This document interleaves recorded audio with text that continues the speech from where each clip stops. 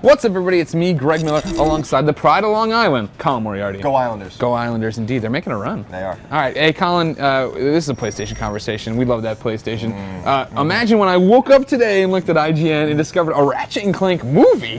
What the hell's going on? You're back in 2003, Greg. What? Yeah, what's going on? It's an animated movie, computer animated. I would hope so. Yeah. 2015, so it's a ways off, too. Yep. This is like when we first saw Bioshock, and they're like, all right, you'll play it in 3 years. We're like, what? Yeah, it was a surprise, but a cool surprise. I really love Ratchet and Clank. So, sure, yeah. Well, I mean, the story's always one of the best parts of Ratchet and Clank, right? It's got the original voice actors. You already saw Quark, we already saw Ratchet, we already saw Clank. Their interplay together is what makes that series so great. I've always said playing it is like playing an animated movie, a Pixar movie. Indeed, and I think, Ratchet and Clank's always been, Insomniac makes Ratchet and Clank. They're known for their high production values and their humor. And I think Ratchet and Clank's movie, at least from the trailer, has that same humor, doesn't take itself seriously at all. Well, TJ Fixman from Insomniac attached to this one already. He's been working on the screenplay too. So it's perfect. Yeah, having Insomniac, and obviously Sony owns the title, so having everyone involved that helped create this IP to begin with, I think is actually a really positive step for them. So now here's the big question. All right, you've read the news on IGN, you've seen the trailer, no big deal. Is it too late?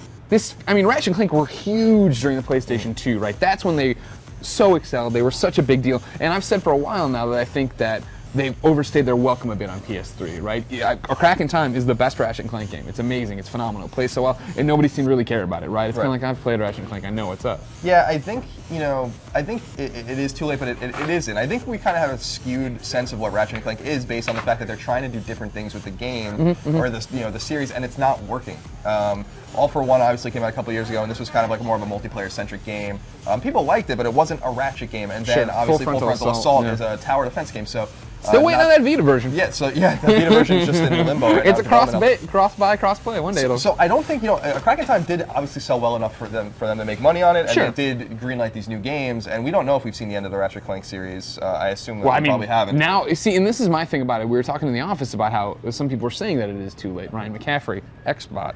But my argument is that we've seen them burn out this generation where Ratchet and Clank isn't this big of a deal. So why not put out this movie right now in 2015, 2 years from now, and basically, imagine the kids who are 2 right now when they're 4 to go see that movie. They have no idea what Ratchet and Clank is. They're going to go see it. They're going to get excited, and then bam, there's these collections, and I'm sure there'll be a new game at the same time, right? And maybe that's, the Spyro kind of move, right? Where all of a sudden they're relevant again, and they're in the middle of it, and they are this merchandising powerhouse of shirts and toys and all this other stuff that could hit with kids. That's a great point because, Insomniac created Spyro and Sony owned it, and then it was kind of passed off to Activision in some sort of deal. And I think Insomniac saw that, like, wow, we actually create these characters that people really care about, that have longevity. We just need to figure out an angle in which to make it relevant. And they did that. Activision did that with Spyro and Skylanders.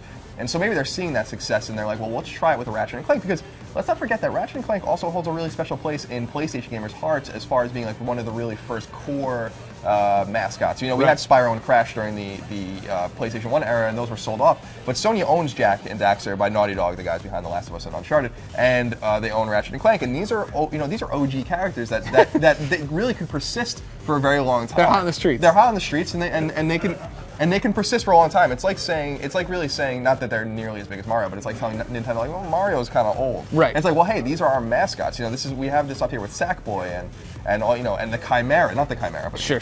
Well, what's interesting, I didn't think about it until you just said it there, and I know we're going long, but I'm giving you good stuff here, is the fact that when we talked about how bad PlayStation marketing was, right, and how Twisted Metal could have been a big deal if you would have put a commercial on TV and said, hey, people who played this in college, you're adults now with kids, why wouldn't you want to play this? This is the same kind of thing, right? Hey, PlayStation 2 gamers who love Ratchet and Clank and haven't played the PlayStation since then and now have children, there's this Ratchet movie. You go there, you fall in love with them again, you go buy those games. Yeah, it's the same thing we talked about, frankly, with Twisted Metal when they didn't promote that, and they could have promoted it by saying, like, hey, kid, you remember when you were a kid and you played this, and now you're kind of an adult?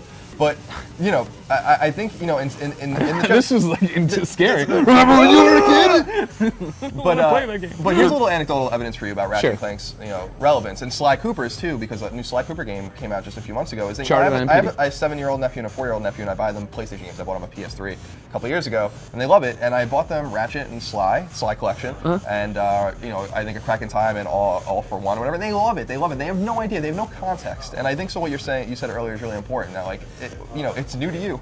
Yeah. You know, and so I think that's going to be really exciting. Just like a Mario game, Mario 64 might have been someone's first Mario game, Right. but they missed out on the NES trilogy that was really seminal for us. Right. So I think that kind of context is important too. Well, ladies and gentlemen, we only have 2 years to wait to find out if we all pay off. So, Colin, you want to meet up again in 2 years on Sure. this date and find Sure. out what's happening? Absolutely. All right, it's been a pleasure. Been a We're pleasure. going to go sleep in cryogenic chambers.